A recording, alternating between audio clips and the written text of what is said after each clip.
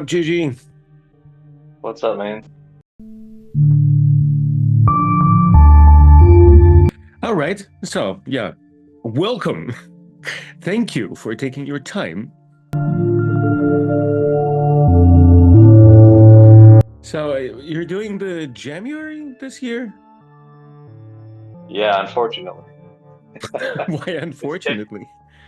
it's taking so much of my time. It's like a daily thing where I usually sit down to make music for myself, you know? I'm still Mhm. making it for myself, obviously, but like it's like you don't have time to like complete a track because it's a day, one per day. Mhm. So it just ends up being like, noodling and whatever you end up with, that's what you kick out. So it's fine, but it's just taking time away from making music I want to make, you know? But Interesting. Why did you start this? a couple friends of mine on another Discord are doing it, and I was like, you Mhm. know what? I've never done anything like this, so why not try it? But probably the last time I do. Is it very different to your regular process, I guess? It's just like it's not enough time. I take forever to make anything. Typically, it's like that's why everything I put out's called never finished because it's never finished. It's like scraps of things, you know. Hmm. Uh, but yeah, it's like it's not very different from my process. It's just I'm trying different things because I know I'm not going to put that much time into it. So I'm like, oh, let me try something out of the ordinary, like a remix. I just did that remix, the Janae Aiko thing, and like I don't really do remixes, so I was like, well, fuck it, let's try this out. I ended Hmm. up liking it, so it's kind of a good thing, I guess. But yeah, it's different. So it's an exploration that is most appealing. Yeah, I think so. I mean, it forces you into different corners, right? And do you go about your setup? Like, are you very intentional about what you do this with as well? It's kind of easiest to use the Eurorack stuff. It's just kind of like the most instant thing, and it's Hmm. surprising. You like end up with a melody that you don't, you know, expect sometimes.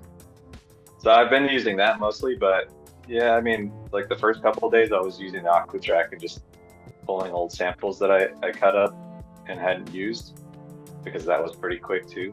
Um, but yeah, no rhyme or reason to anything really. I'm just kind of going with it.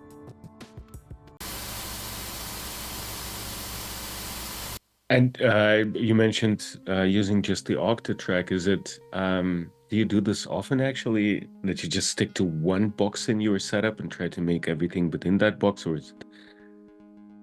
Yeah, well, everything's kind of cabled into like each other, so I can use everything pretty seamlessly. Like if I want to sample any of my synths or anything into the Octatrack, it's pretty straightforward. I could just route it out of my patch bay into the back of the Octatrack. But I usually do everything on that box.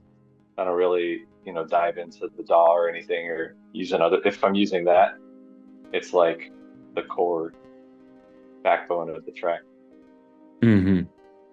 So if you're using Digitect, it's along the side. So you, Yeah, the Digitech stays kind of next to the modular now. I've been using it for all the drums with the hmm. modular stuff. It's in a stand that's on top of the Digitone, which is the Hmm. FM synth. Hmm. So I use all those three combined, and then the Octatrack's more for like the peak or like the mini log, like stuff like that. Because it's nice to control it via MIDI, like all those synths off of the Octatrack. Hmm. So, yeah, it's a pretty cool box. It takes some struggles and some frustrations for sure, but it's like once you get it, it's I'm stoked on it.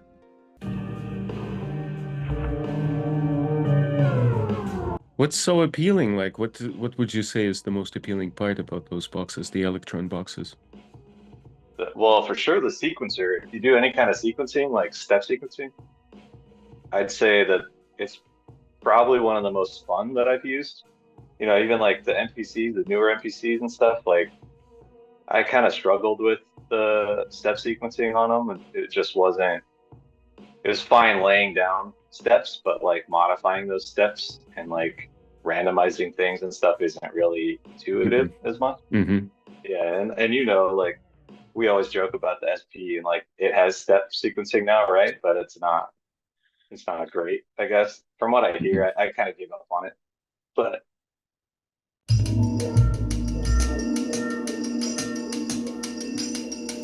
yeah, I'd say the sequencer for sure. I think that's where Electron shines just in general. I think the sequencer is fantastic. Like being able to like mangle samples and randomize triggers and steps and stuff is it makes it instant, you know. Mm-hmm. So the speed of sequencing is, I guess, what makes it so special once you get it. Yeah, for sure. Yeah, it's really fast to work. Like on the Digitech, it's like I can whip up a basic drum like rhythm in a matter of minutes and then just keep refining it. And it has a lot of cool stuff that you could do like, you know, like LFOs into specific parameters to control like what the hi-hat's doing to randomize it, make give it some swing and it's they thought about everything. That's for sure. Hmm.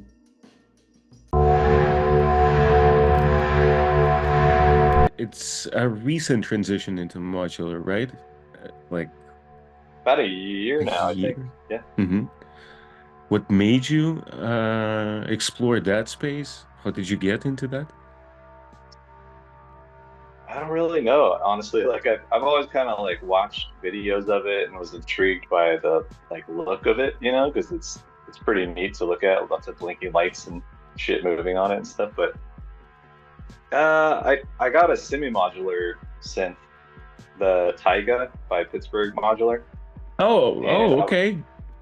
I was using that for a minute, and that kind of got me intrigued in like all the possibilities of just patching things into one another and crazy sounds you could get.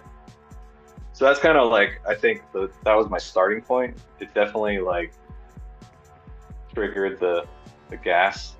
You know, it was like the problem started with that thing, I'd say. Um, and when I say problem, it is a problem because each module is like, you know, they're not cheap. And when you get it, you're not sure you want it. You got to find a way to get rid of it. Luckily, there's a community online where you can trade stuff and like it's pretty um, it makes it pretty easy to flip stuff if you're not into it. Hmm. But yeah, it's an addiction. Hmm. I mean, you mentioned this once that you get rid of something to get something new. Is this kind of how you deal with the gas situation? I'm really trying not to do that anymore. But for the first like 6 months that I was into it, I was doing a lot of that. I was doing a lot of like just buying a module that I heard was cool for whatever reason, and if it didn't really like fit the bill, it just listed online for what I bought it for, usually less than retail or whatever. Get something new. But lately, I've been doing a lot of research and watching videos and like making sure I want it or I need it. And I've got a pretty good system now. I'm not really interested in anything else. I kind of want to get a sampler for it, but I got all these boxes sitting in front of me, you know. Hmm. Is there a Too much specific gear could be a module? bad thing. That coming from you, all the I know. people. I blame Polly. Hmm. Yeah, yeah. Well, Polly is very embracing. He is not even trying to kind of contain that urge. Yeah, he's a collector, is what he says, I think, right? It's Hmm. like that's a way to look at it where it's like, yeah, I'm into all these pedals and I'm gonna use them someday, but they can sit here and I'll appreciate them until I use them. That's interesting. That like, yeah, my OCD would go really bad on me in that situation. I don't like gear sitting around without Yeah, purpose. Makes me I'm the same nervous. way. If it's like, I usually have like a 30-day window though. If it's like something sitting in front of me and I haven't used it for 30 days, I'll turn it on, try to use it. If it still doesn't click or something, then I just will list it. I don't really have an attachment to too many things. You could say that about in general in life. It's like I can move on pretty quickly. So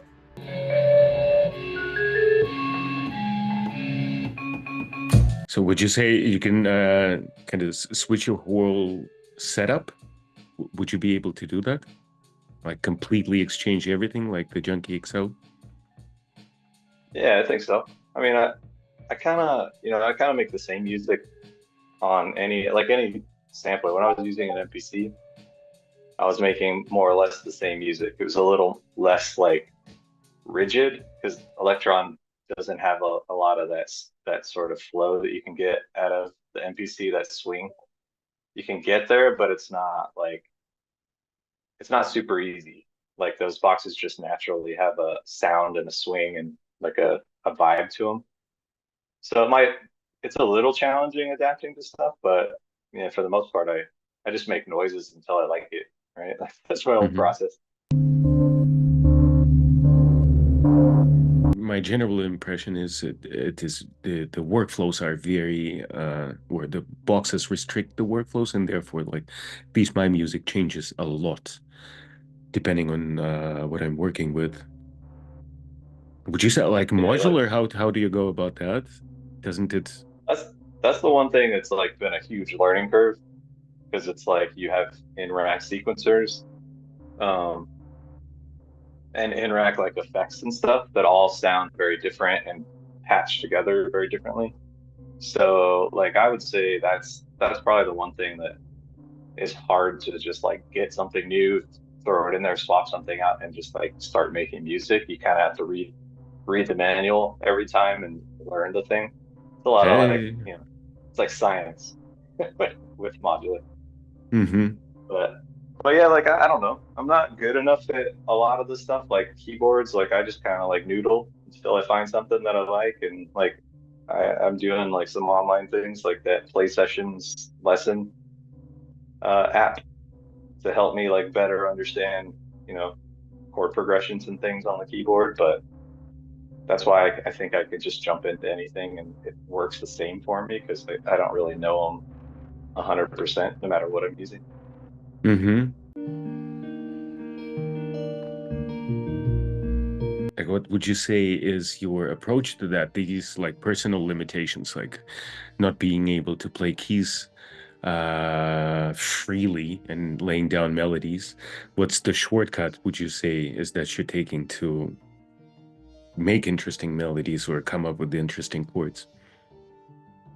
Just don't give myself time frames. Usually I just sit there and kind of noodle until it sounds good. I'll play a lot of shit that just sounds terrible for a while and then finally land on something and go with it. I mean, I play guitar, so Mm-hmm. I know, typical scale, basic scales and stuff. So I can kind of run with that stuff and find my way around it.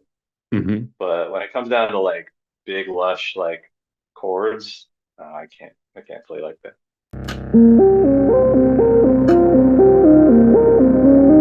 I mean, I definitely, a lot of the stuff in the Eurorack has quantizers that will take random ass signals that you're throwing at it and quantize it into a scale. Ah, So that's kind of like you actually learn a lot from that, like just looking at what it's doing, like what the uh-huh. scale is that it's running through. I found out like, what scales I like to use and default to that way. Uh-huh. So you're reading out what you like from those bleepy lights on your gear, you're saying. Yeah, yeah.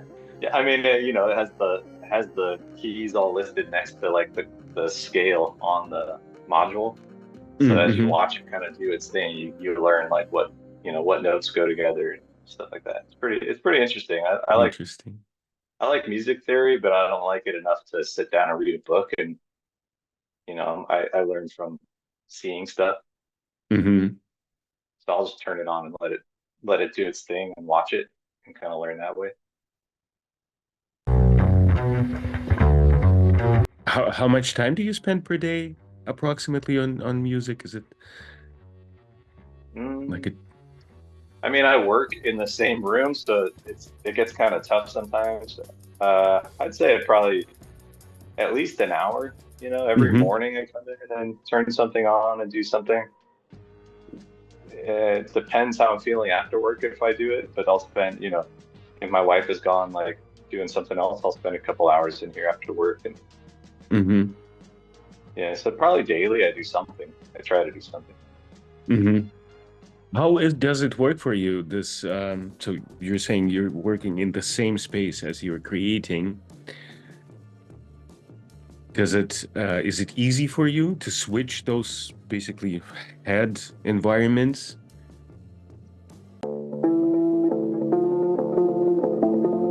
It was at the like beginning of the pandemic because things got kind of weird. It slowed down at work and stuff, and I wasn't busy, so I could just like I could actually work on music throughout the day more. Mm-hmm. When it gets busy at work and I'm sitting here and like stressed at this seat, it doesn't Mm-hmm. feel the same.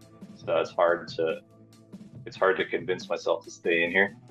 But I have enough of this stuff that like you have portable stuff that you can take to a different room and Mm-hmm. set up. I feel like even in people in like their dedicated studios that maybe they don't work in, Mm-hmm. deal with that same thing, like tired Mm-hmm. of the space, being in the same space. So I'll pull stuff out and go sit in another room or sit outside or something. Right, gotcha. Yeah, so do you Do do a lot this of that often kind of now? I have to. Like one of the reasons I can't work on the computer is because the computer is my working environment. That's kind of like how I feel too. It's like if I have to sit on this computer and use this computer, that's why I don't build tracks in a DAW either. It's like soul sucking work for me at that point, just because it's like I feel like I'm sitting here doing my day job.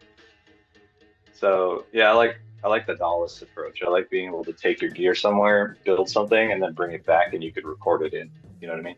Mm-hmm. And it'll sound the same. Like the idea you originally had can go with you somewhere and then come back here.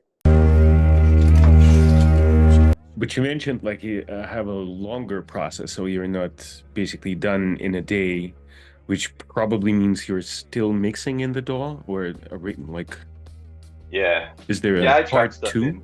Mm-hmm. It's usually built on like the Octatrack, for instance. I'll build it, save it, forget about it, come back to it like weeks later and finish it, and then just track it in.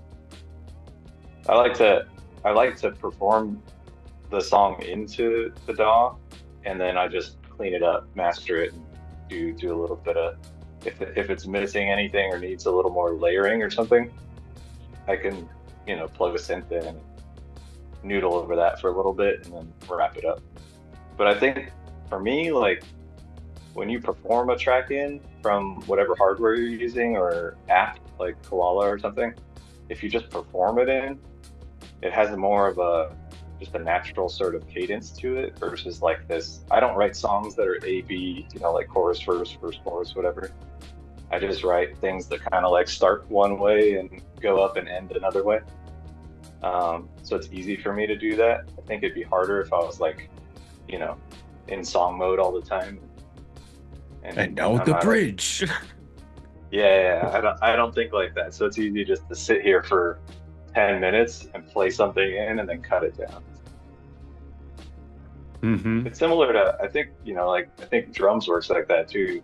And like when we watch him on his live streams and stuff, he just kind of like performs something in at the end, and that's what you get, right?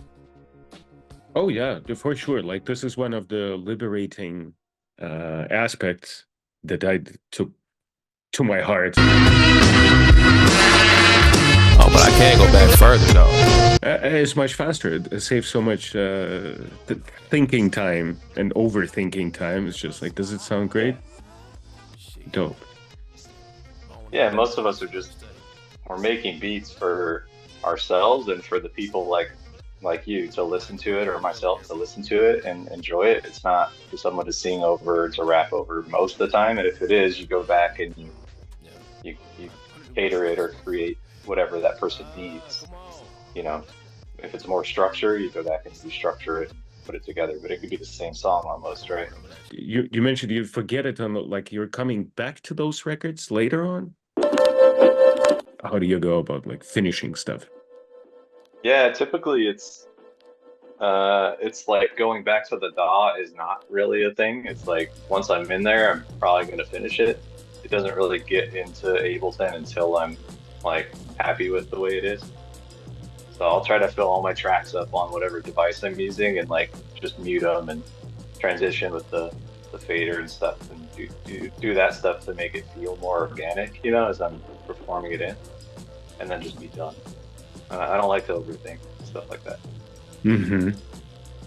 That's not the fun in music for me. Is like making something fucking usually weird to begin with. Like I want to start with something that's like uncomfortable for me, and then like round it off and like find out what I like about it and just build on that, and then just play it in and be done.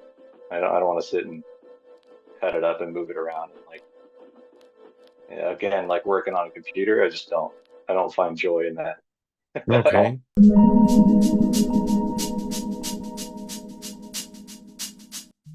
How do you make yourself uncomfortable? What does it mean to you?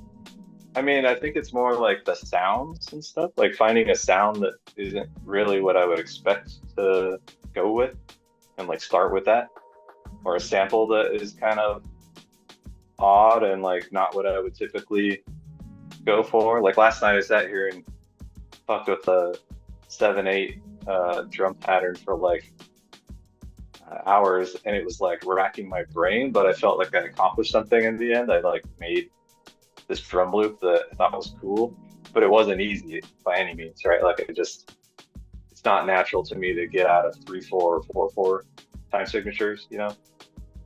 So like that sort of uncomfort, like now I'm stoked on that drum pattern that I made, so I'll go back to that and write to it and finish it. Like that'll make me want to go back to it. Oh, okay, that's interesting. This is like a regular self-challenge that you do to yourself? Does it sound right? I think it's like I don't know if I like do it on purpose, but it's how I end up writing music typically. Yeah, modular is not easy, and it's like you ask anybody that uses Eurorack and modular stuff, and they're like, we don't know why we do it. We like it's this form of self-hatred, I guess. It's like why am I using this difficult thing to make music that otherwise could be done way easier with like a standalone synth or something, you know? But yeah, it's not for everybody. I think that's just it fits my workflow and the way I work, and like I said, like makes it a little difficult, but once you do it, it's more satisfying. Which module is your favorite one currently? A vision, a picture in my head, a picture of this. My favorite, so they all, you know, they all do such different things. They're all like a piece of the puzzle. It's just like the way modular works, for if anybody doesn't know that watches this, is it's all like if you buy a standalone synth, there's oscillators, there's filters, there's VCAs, there's all these like parts all in the synth already.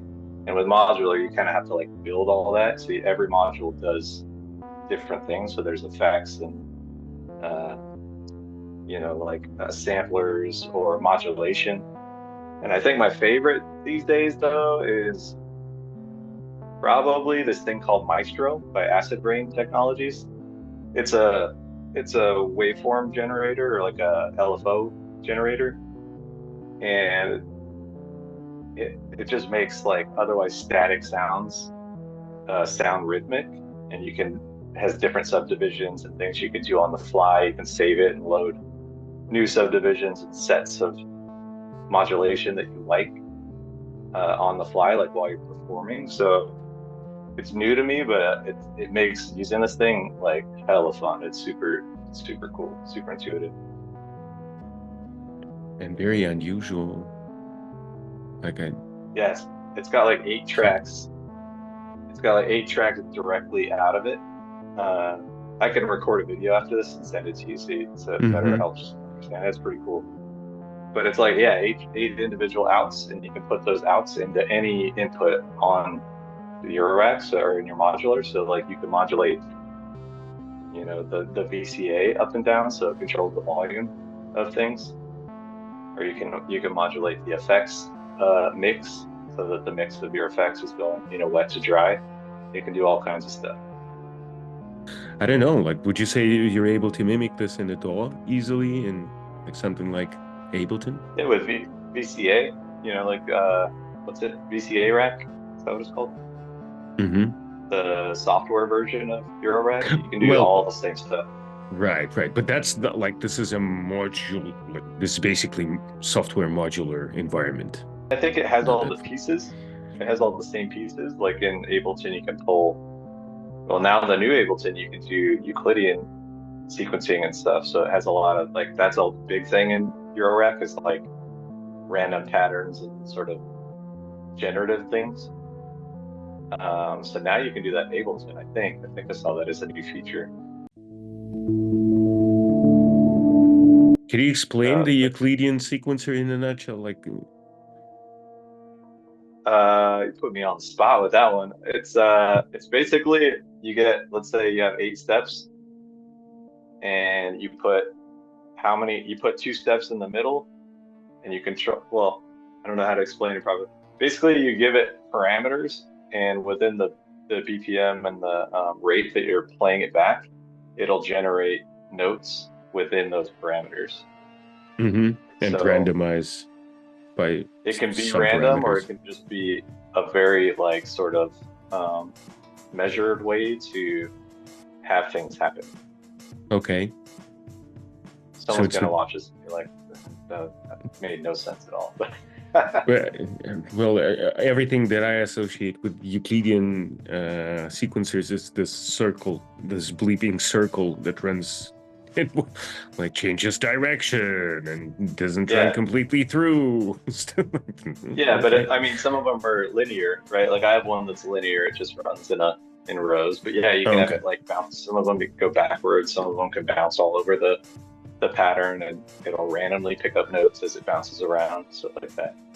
But really flexible way to make electronic music, like techno and industrial music and stuff like that, pairs well with it. Is there a module you're drooling about, like that you would like to have? Yeah, there's a looper called Lubod by, I think they're called Instro. They're out of, I want to say Scotland. Hella expensive though. It's like $540 for this module. It's a tape looper, so it has 2 reels basically that you can record into and individually play back at different rates. It can be a delay as well, so like tape delay. It's pretty awesome. It's just a lot of those things are like, if you get that module, you got to get something that pairs well with it to support it, you know? So I'm not ready for that. I also don't have any space in my rack. I gotta like stop buying shit. Yeah. Yeah, anything looper sounds nice to me. So, I had one recently. I had the Morphogene is what it's called, by Make Noise. I just could not get my head around it. Like I couldn't figure out how to make it sound musical, you know, even if it was playing back a loop that's also like a granular effect. So you can take like bits of a sample or a loop and have it sort of drag that out or loop that just a little bit. So it can get really like synthy sounding, you know, or like big drums, like big like melodic sounds to just sit behind the music. You can do that stuff with it. But I just like didn't jive with it, so I got rid of it. And this Lubod thing is supposed to work kind of similar, but have a lot more flexibility to it. And it just sounds, from what I've heard, it sounds a little more like buttery, sounds a little more smooth. Oh, Make Noise is infamous for weird sounding modules, I think. The most difficult face panels on those to read too, because they have all these like cryptic icons and ways to say things and this weird font that's like impossible to read. People love them though. People love that company. And so the experimental part seems to be like huge part of your working process. Yeah, I think it just comes from like the music that I listen to mostly like growing up and stuff, you know. It's like trip hop and like IDM and stuff, and industrial music, so I'll just like, let's plug this shit into that and see what it sounds like, and sample it back in, and have somebody make music out of it. That's like Portishead is a big influence of mine, and like the way that they approach like taking noises and samples and stuff, and sort of putting a rhythm behind it and making jazz out of it almost, like that's the stuff that inspires me. Like I don't know what you'd call it, but maybe it's like, I don't know, it's just like not typical, sort of like, I like sounds that are a little bit like you don't expect it when you're listening to the music. Mm-hmm. And that's probably why I resonate towards, modular and stuff like that. Do you have a sound library, or is it just like you sit down these days on your gear and go with whatever you generate, basically? Yeah, I buy libraries sometimes for like the Digiton. I'm terrible with FM synthesis, so I buy libraries and packs for that stuff. It's just easier, and then you can tweak them from there, And like sound libraries, as far as like samples go, I don't like buying samples really. I have enough records and shit and people that will share samples and stuff with me that I'll share stuff back with, that I don't feel like I need to buy sample packs as much. I'll buy drum packs for sure. Don't have the patience to dig for drums anymore. Mm-hmm. Otherwise I'd be using the same 5 drum breaks that I found on my own, in 99 or whatever. So I have no problem buying drums for sure. And is your sound library just as organized as your room? Is the tidiness? No, I think someone posted about it recently. How do you organize your sample libraries and stuff? Yeah, mine's kind of messy. I have the drums pretty well organized, but like, type of like, if it's an open hat or a closed hat or whatever, that's pretty organized. But when it comes to samples, it's like, it's a free for all. It's kind of a shit show. Do you go into your sound library for specific things, or is it? Yeah. How does? Yeah. I have like if I'm feeling like the Rhodes one night, I'll sit here and just record a bunch of Rhodes stuff in, and I have like that'll be labeled Rhodes or usually it's a date first. That's my problem, is that I do dates first. So when it comes to like finding a Rhodes sample, I don't know when I recorded it, right? Like it could have been 6 months ago. So I gotta search through dates and shit first, but I should probably just start calling it like RDS or something. I don't know, like, and then what it is. But I continue to fuck with myself and not name things properly. Same with track titles. Like track titles are usually just some nonsense until I go to put it somewhere, and then I'm like, what's around me? Oh, I'll call it this track's called Peak. Like whatever's sitting in front of me. I have no rhyme or reason to naming stuff. Mm-hmm. Because I don't know why it's so interesting to me. Maybe because for myself, I realized that I have no idea where stuff is. I just recently removed the most of like the older sample library, simply because I realized like I have no idea what this is. I've never used it, and I don't know how to look for stuff there. So just delete. So much space now. Yeah. Let's make more songs. That's more satisfying. Mm-hmm. Do you have any? Yeah, I used to have. Oh, go ahead. Go ahead. No, I was gonna say, I used to keep stuff on CDs, like a long time ago, or mini discs, and like I was very organized on those. So like I went back to I found an old CD full of samples and stuff from like, I think it's like 2001 or something. I put it in. I actually have a disk drive on this new computer I bought. I was like, oh shit, there's a disk drive on this. I had no idea it even came with it. So I put it in and I looked through the folders and stuff, and it was like, holy shit, I was organized at one point, I was like, what happened, right? Old age. Well, why do you think this changed? Why did the organizational part change for No, you? I think everything just got easier, right? Like how you get samples into things is easier. How you record things is much easier. Like my setup now is way more. It's like makes more sense. It's way easier to use. So like, I'm just lazy. I just get shit in and I don't worry about it beyond that, right? Sounds in, sounds good. And whatever it's going to be named is whatever it's going to be named, and I'll struggle with it later, I guess. And the output, do you have like, do you have this years, months, or how do you go about saving the Oh, like song the or like the beats? uh that's another thing. I have a keepers folder and then I have a temp folder. And if I'm like unsure about something, I'll throw it in the temp folder. The temp folder has like 1,000 unfinished beats in it probably. The keepers Uh-huh. folder has like 30.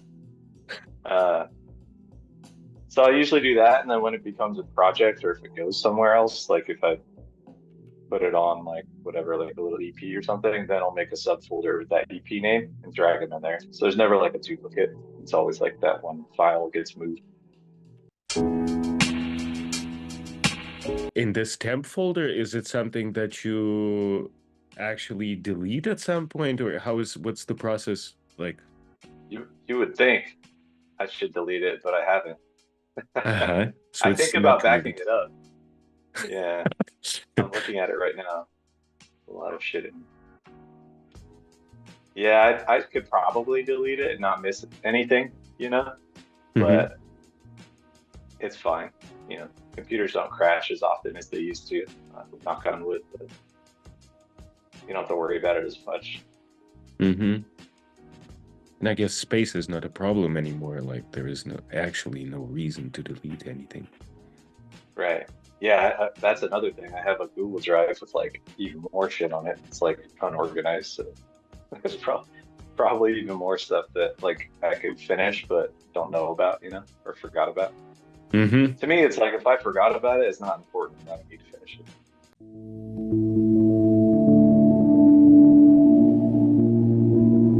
Is this part of the like, is this why you prefer moving fast or finishing songs like uh once you sit down on in the DAW, you finish the same day?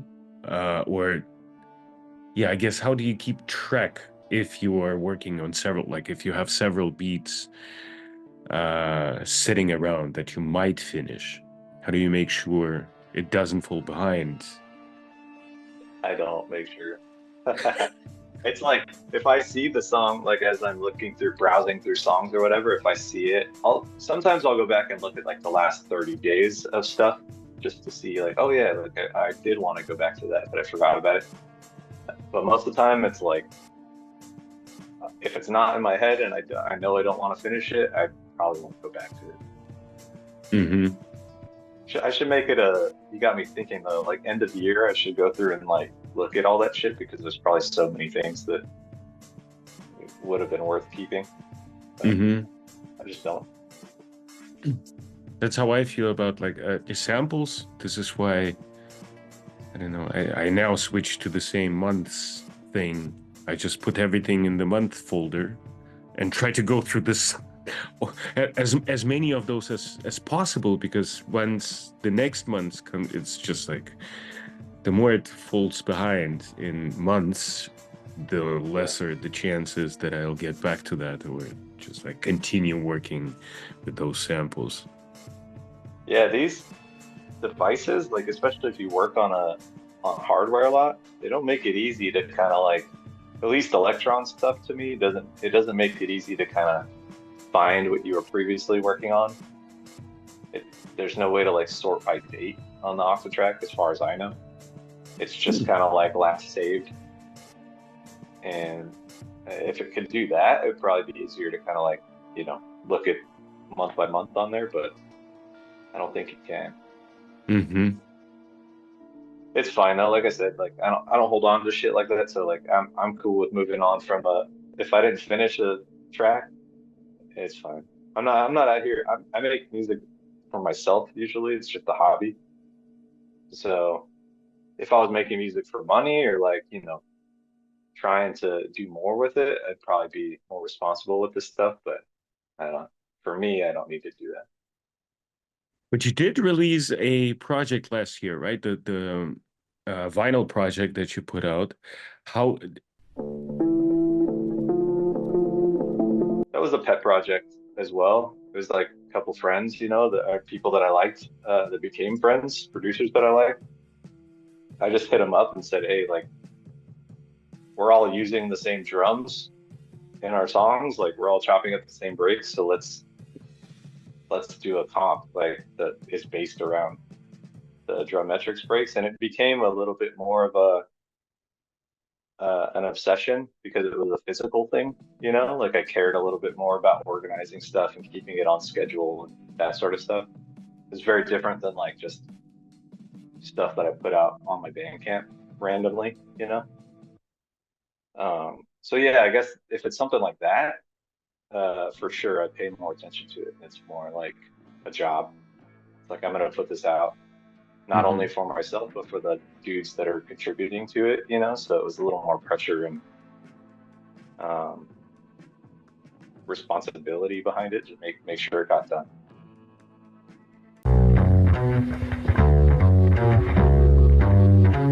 And is the process, is the writing, or is it the curation process? How do you find that? How do you go about that to make it like a cohesive body of work? It was weird. That one in particular just kind of naturally, like everybody made something that kind of flowed. And I took, because everybody did 2 songs, it's 5 artists, 2 songs.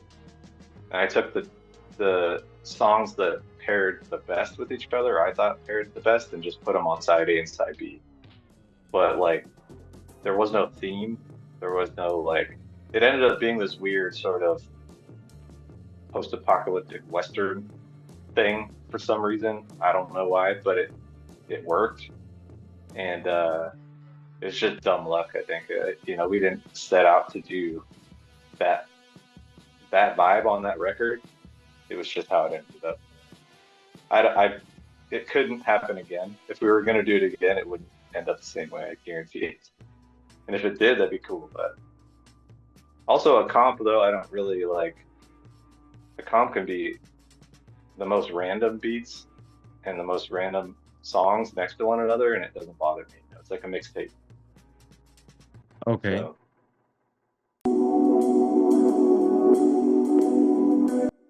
But the whole process was easy. I just hit those dudes up and was like, hey, you want to be a part of something that, you know, I've been interested in doing for a while? They were all pretty on board. I fronted the money for it, did sort of everything that I could DIY. It kind of bit me in the butt in the end because I'm not a mastering engineer by any means, so it doesn't sound as good as it probably should have, admittedly so, but the next one will be better, you know? That's part of DIY, is like, sometimes shit's just raw, right? It doesn't sound, you know, like it was recorded in a $2 million studio or anything, so I'm fine with it. I think the next one we do, though, I'm gonna have drums master it. I've already talked to him and stuff, but, you know, lightly so far, but I'm excited about that. I think it'll sound a lot better. Someone that knows what they're doing, mixing it, you know. Yeah, I feel that. One of the reasons why I don't even dive into that too much is simply because I know people now that I can delegate it to, that will happily do this, and I'm happy to pay for this simply because I know, like, diving into that and literally mastering that skill, that craft, will just, in terms of time investment, it will just not work. It's also just like that's a science in itself, right? Like, exactly. Like,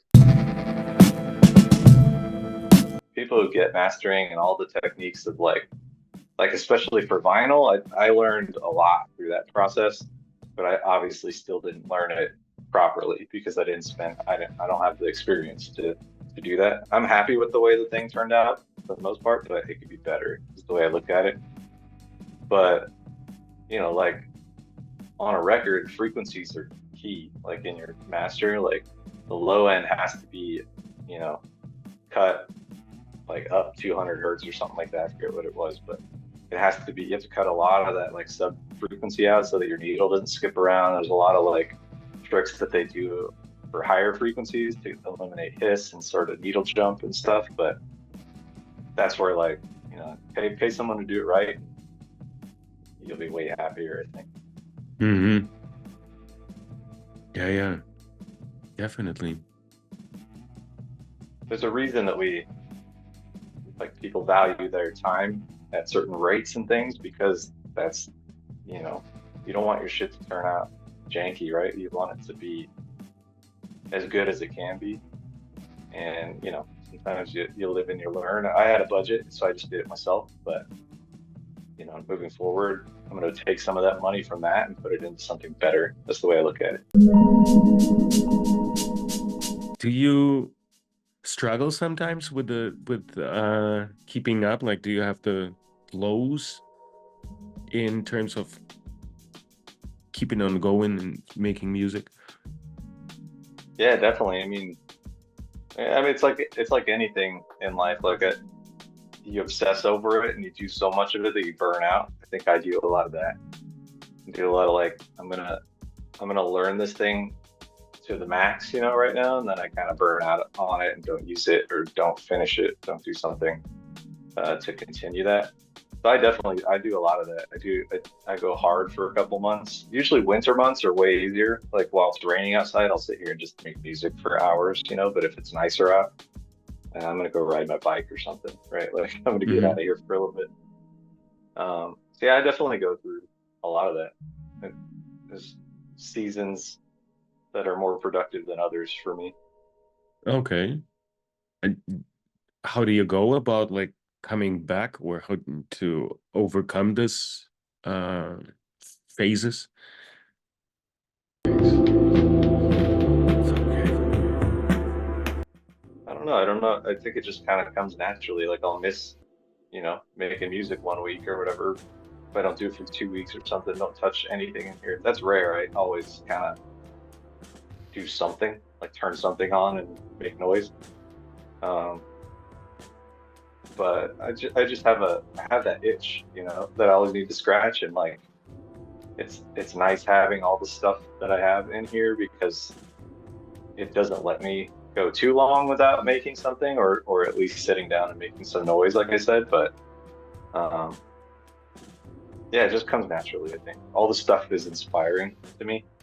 Here is inspiring. I think like even like seeing people make music a lot, social media and stuff can be super toxic and annoying to be on, but like it's also inspiring, like seeing and hearing music that like you guys are making and things that people are putting out, interviews, like watching other interviews, all that stuff makes me want to like get on here and make more stuff, like make music and work with people.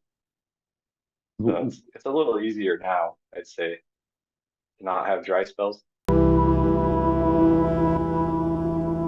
And where do you go for inspiration? Like currently, what is inspiring to you? I find Bandcamp recently, man. I'm new to listening to music on Bandcamp as of like the last 2 years, I'd say. I always thought it was like difficult to go on there and find people and play music, but that was a me thing.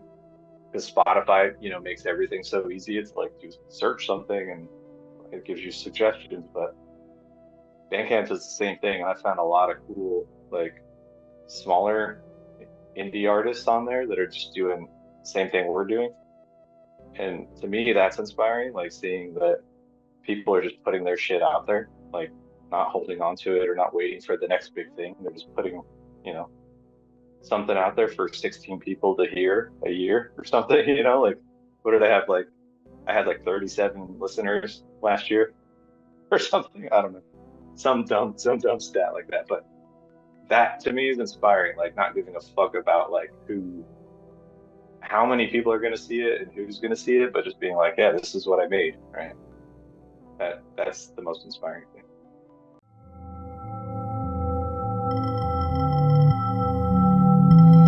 Is it something that is kind of soothing to you, or like one of the ways to stay productive is like not to bother with those views and likes and downloads? I mean, I definitely think it's a challenge, right? Like I'm sure we all kind of go through that where you get on there and you're like, oh, that, you know, 400 people watched my excuse me, watched my video, but 20 people liked it. It all gets in your head, and it makes it kind of not fun to be on these social platforms. Like a competition that doesn't need to be there, I think. Mm-hmm. But the other side of it is like seeing stuff that people are making so easily and it's so accessible to us to see all these different types of music now and techniques that people are making stuff. That to me is like probably deviated from your original question a bit, but I think that to me is like the value of things like Instagram and social platforms and stuff. I really dislike a lot about those things, but you know, the accessibility is important, I think, like to keep fresh and see what other people are doing and whether or not you're gonna like copy it or want to do what that person's doing. I think it's cool to just see how people are working on stuff. Is it how you, or do you draw inspiration for switching things up from there as well, or? Yeah, I guess so. I mean, I don't really make house music, but I have an interest all of a sudden in like, oh, maybe I'll throw some like house drums into this or something, right? Like maybe the change up in this song is not another big break, but it's like switches to something more upbeat like that or something. Like I definitely think it's like it's cool to get out of your comfort zone and watch what people in different genres are doing to inspire your next thing, right? Mm-hmm. Otherwise, I get bored making music. If I'm gonna make the same, you know, same 4/4 thing every day when I come in here, it's I won't be in here as much. Are you aware of what you do to kind of force this change, or is it just a natural thing that happens? Yeah, I think it's just natural. I think it's like listening to music, right? Like I don't want to listen to the same album every day. I'll listen to it for a while, but then I need a change of genre, change of like pace, and I think that's just the way I function. I don't know. It's not intentional. It's just how I work. And now you said you make yourself uncomfortable. Do you have, on the other hand, like a set of things that you either like restrain from doing? No, I don't know. I don't have anything like that. I'm always open to whatever. I mean, like I said, I won't buy like sample libraries typically. I am on like a couple Patreons where they drop samples every now and then, and sometimes I'll use those. But I almost always I tell myself I won't release those tracks if it's someone else's sample that was like handed off to me or I purchased or something. Um, that's probably the only thing though. Mm-hmm. Not buying samples. So no, Yeah, I guess like no sample packs, like no melodies and stuff. No splice as well? yeah. I tried that for a bit. I don't know. It wasn't Splice. It was the other one. I don't forget the name of it. But I tried it for a bit, and it felt like cheating, man. I was like, I know it's not. Nothing's cheating in music, honestly. Like I don't feel that way. If someone wants to use it, like do your thing, make your music. But the what felt like cheating to me was the thing at the bottom of the screen where you can like it'll take a chunk of the music and then put drums under it and like change it'll time stretch it for you. It was wild. I was like, dude, this is like it like gives you an instant idea in your head where your song's done. Like, you know what I mean? Like I Mhm. can go back and like replicate this right now and my song's done. And that's just not how I function. I don't Mhm. want even the suggestion of what the drums might want to sound like because if I make that and then later discover like I just like it was in the back of my head and I accidentally made the same thing, I'll be like, what the fuck, dude? Like, I can see that. I can see this is the reason why I never go on Who Sampled for this specific reason. Like, nope, I don't know. Because you'll end up flipping it the same way. I don't want to know what other people did. I might do the same and not feel great about myself anymore. Yeah. What's it called? A Freudian slip, right? It's like a Freudian slip. Slip like Freudian.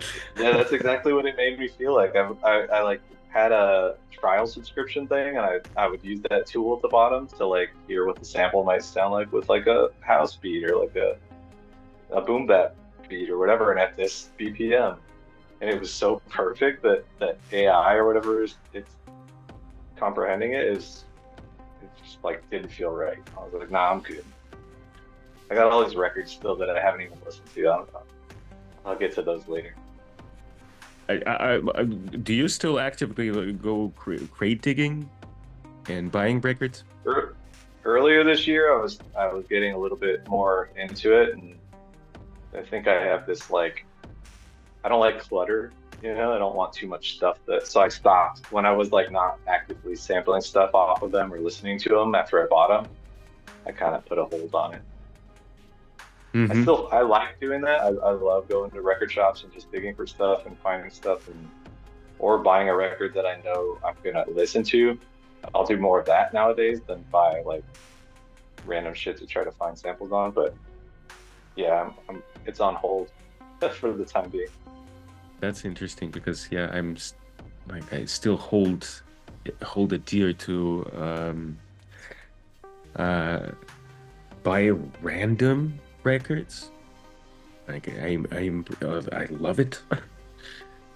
This whole idea, and I don't look it up on Discogs. I don't like. I might have an idea, and by now I have like sometimes I know what it will be, but I generally avoid. I just go by cover. I see what instruments on there, and if nothing is giving away what it is, it's even better. Because I like this like playing the records and realizing what it is and like listening to the entirety of it just to I don't know.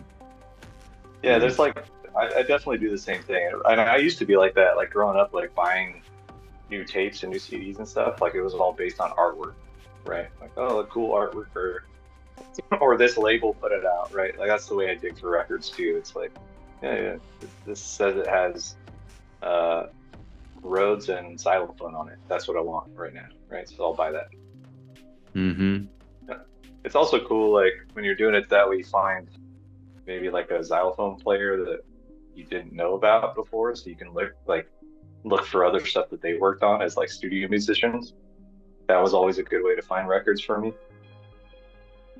So yeah, like Gary Burton or something. Like I didn't know about him at one point, but I discovered him on someone else's record and then started buying his records. Is there actually something that like a habit or a skill that you're trying to develop currently or in general? A skill that I'm trying to develop is learn how to play the keys better. Like that's I started last January, like really heads down, started learning the basics of it.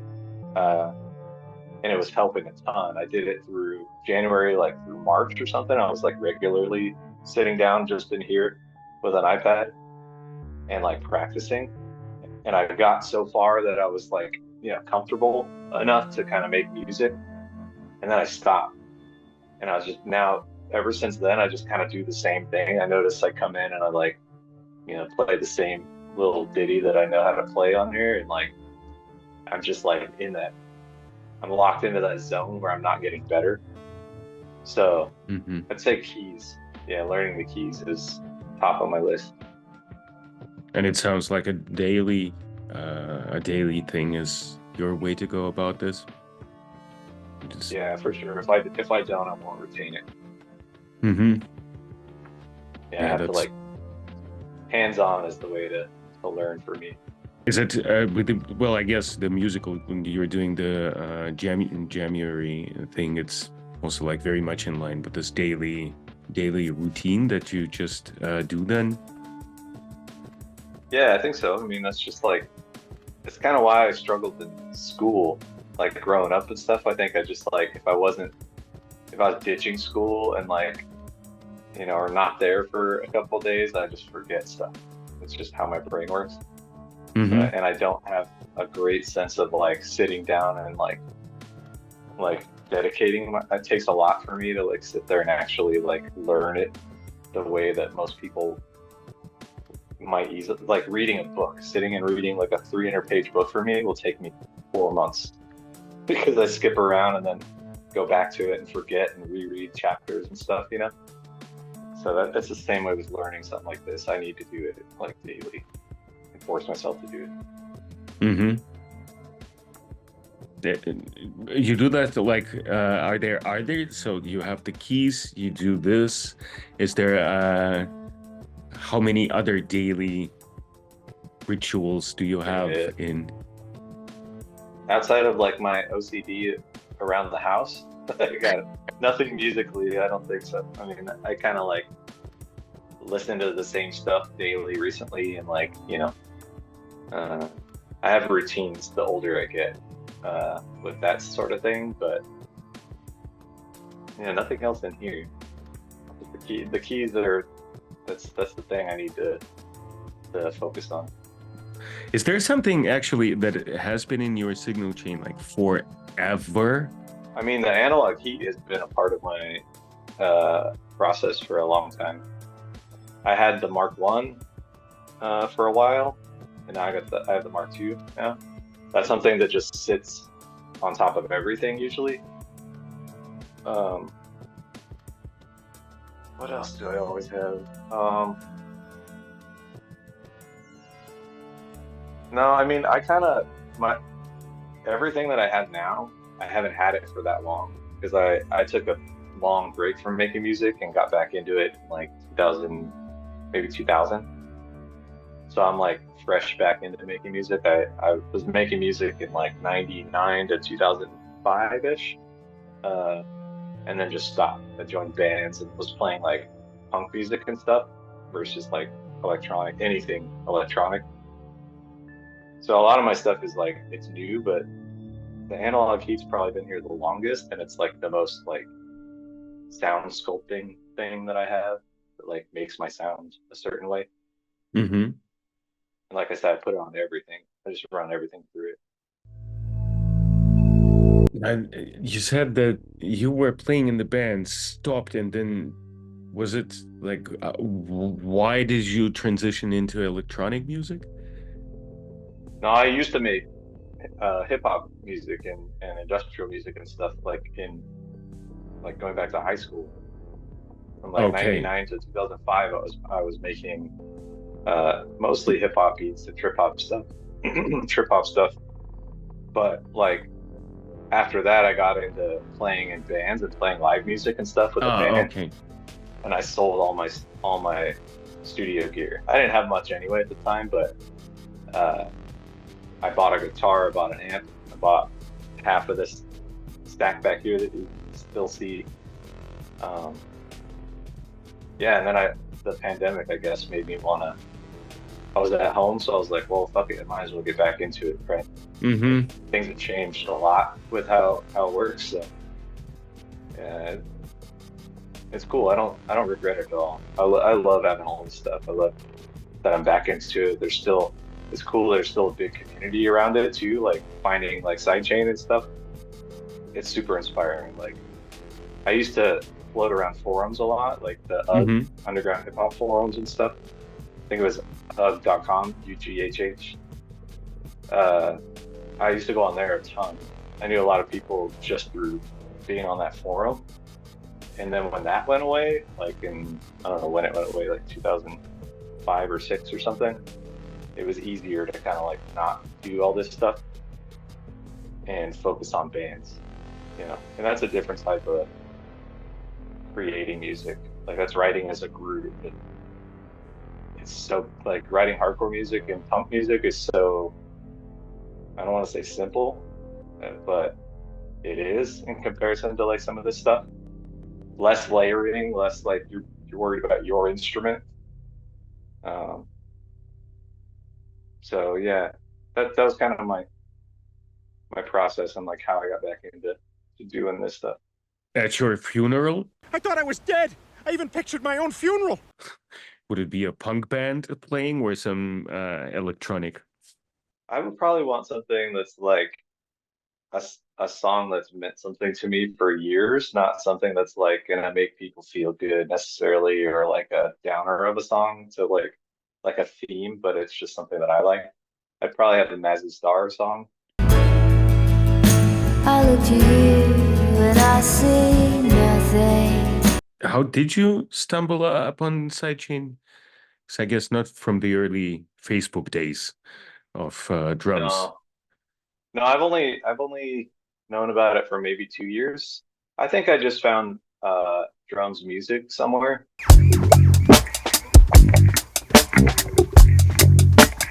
And then, went down the rabbit hole online and found the Discord or something through that, signed up and never looked back. I think I've been on the Discord now for like a year and a half. Mm-hmm. Yeah, it's incredible. Just a couple of Zooms and a couple of collabs. Yeah, I've been trying to get on more of them. I honestly, those Zooms are super valuable in so many ways. Like if people are part of Sidechain and aren't joining those, they should at least try to get in, on a couple of them, because a lot of good discussion and there's a lot of value to that part of Sidechain Society. What's your favorite lesson so far? Or like a nugget that... My favorite one was actually one that I requested, which was writing bass lines and recording bass lines in. So like getting them to sit right. I think drums in that lesson went over like EQing and sort of compression on the bass, but also, like where to like listen to the kick drum in a track, because writing bass for me is super difficult. I don't do well with bass lines. But someone telling me that like the bass following the kick drum will usually sit pretty well in a song is something I didn't think of or didn't know, So now every time I write a bass line, I think about that. Mm-hmm. Yeah. I'd say that one. It's something I requested, so it's easy, but there's so much cool shit on there though. I watched one that was like graphic design or something from like years ago. That was like not even music related, but it was like making album art or something. I forget. You know which one I'm talking about? It's well, like a Photoshop. When you did the cover for, I think, Controllerize. Yeah, but when I discovered that, I was like, oh, there's like no boundaries as to what could be talked about. It's super cool. Mm-hmm. Yeah, it's a good group, man. I tell a lot of people about it. I think a couple of people have signed up or joined and scoped it out that I've talked to, and a lot of people know about it. Like if you bring it up to people, they're like, "Oh yeah, I've heard about that." Like I've heard about. They know drums, but like they've heard about the group too, and are always pretty curious about it. But it's cool. A mystery if you don't. Until you join it, it's like I don't really understand what it is, right? Like.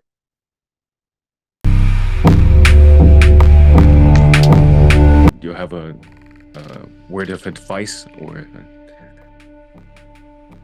a wisdom nugget that you want to leave people with?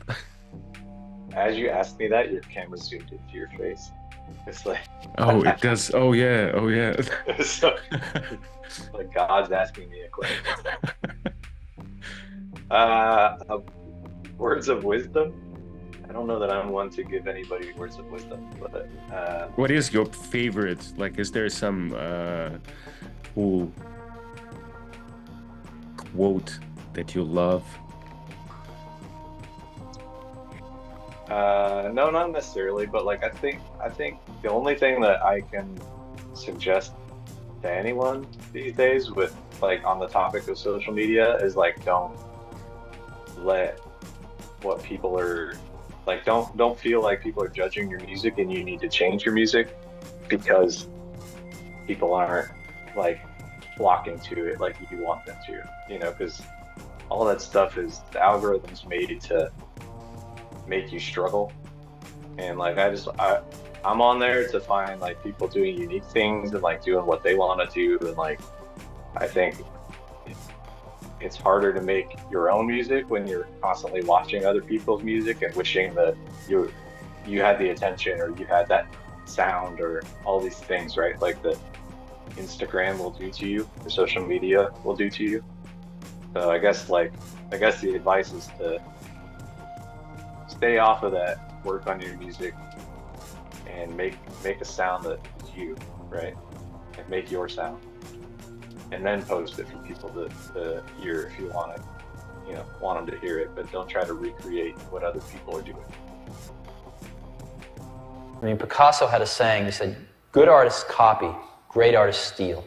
I mean, I think that's how we get different genres of music, right? Like people just fucking wiling out and doing, you know, some random new thing. Like I love all the artists that are doing like mod batch stuff, like modular hip hop stuff. It's just this like crazy new sounds to me. It's not new by any means. I think it's been, you know, years old now, but that to me is like getting out of the box, right? Like doing something different from what everybody else is doing. Not just another lo-fi beat.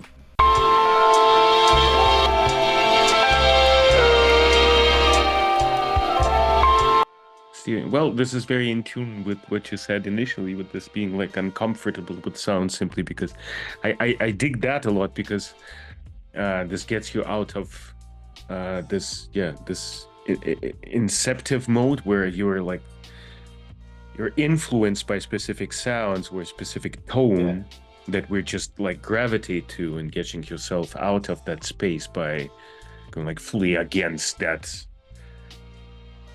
grain and against that stream, and go like, well, let's start in a very uncomfortable space. Like, let's take sounds that have nothing in common with this palette of sonics. Is interesting. That's an interesting aspect. Never thought about that. Like, I also think it's okay to pull inspiration from whoever you want, right? Like, that's not to say that like going on there and looking at what other people are doing and being like, that's what I want to do, right? Like, I'm not saying there's anything wrong with that. It's just, I think getting out of your comfort zone and trying new shit is a way to develop what you truly sound like. You know what I mean? Mm-hmm. Dope. That is very dope. This is a nice closing word. This is amazing.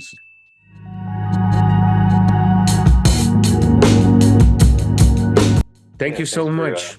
I enjoyed it a lot. With me. All right. All right, man. Well, enjoy yourself. Thank you very much again. And I'll see you on Thursday. All right. Talk to you tomorrow. Take it easy.